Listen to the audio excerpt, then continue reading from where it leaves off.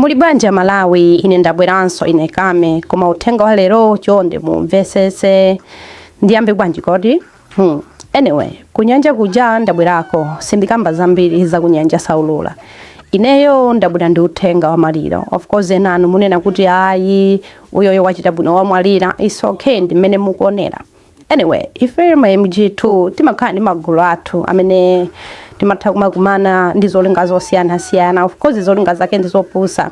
So amene ndi secretary wathuyo wamwalira atamenyedwa kwambiri ndi mayi wina amene tikhona kuti ngati ya mwini wake wa mamuna MG1 anakumana kumene ku hotel ndi anapeza komweko.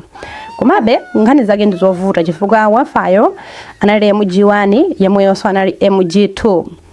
What do I mean? Izi zizi kuchitika masiku ano ndipo ino azimayi okwatira chonde pena pake chimene mmachifuna simuchidziwa.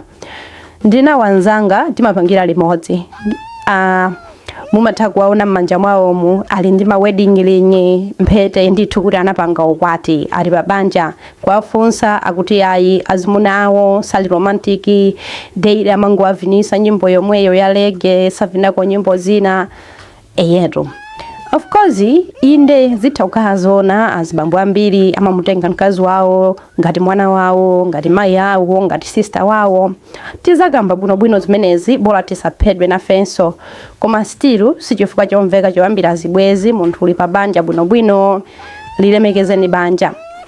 Tulina kuti amene wamfayo mamuna wake ndi wabwino zedi ndipo ndi mamuna okhulupirika koma basi mkaziyu osakutisidwa koma chita zibwezi ni mabwana ake mabwana akuta kunchito kwake ndi MG1 yo akwawerenga mpaka la 40 linakwana. So tukati story short azimayi chonde kani serious ngati muli pabanja yamikani Mulungu ife timasowa kukhala pabanja lathu ife tikamapanga izi sitipangira kukondwa ayi akamati chamwini kutukwanisa timalera nkhani zake zimenezi umafanga chigalu timakhalira cheu poyenda chifukwa autisaka ndi ambiri MG1 uja ndi opsa kwambiri ndipo so ife timauzana ku gulu lathu la MG2 kunena kuti MG2 samakalamba ayi chifukwa chake ma MG2 amanjoya pozindikira kuti ayi ndithu sanga khalise kuli bwino ajeretu.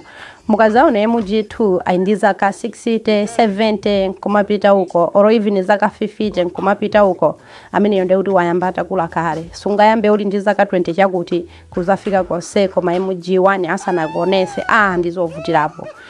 MG2 nthawi zambiri umatha kufa uli mwana imagine kuli matenda kumenyedwa ndese nkhani tinangozolowera pena kulozedwa kumene ma MG1 yena ndi afiti zochita zawo amakonda kupita kwa asing'anga mpaka munthu kumadwala matenda achilendo kumalobisikawa mpaka business kuduka utaoda kale utakhala kale ndi amuna angapo kuti wapasana nawo kale ma mission koma kukanika kugulisa business kudukira pompo kuvulala ndese nkhani mpaka zathu ina alibe miyendo amajowa mpanda wa utali atamupezerera ali ndi mwamuna wa mwini.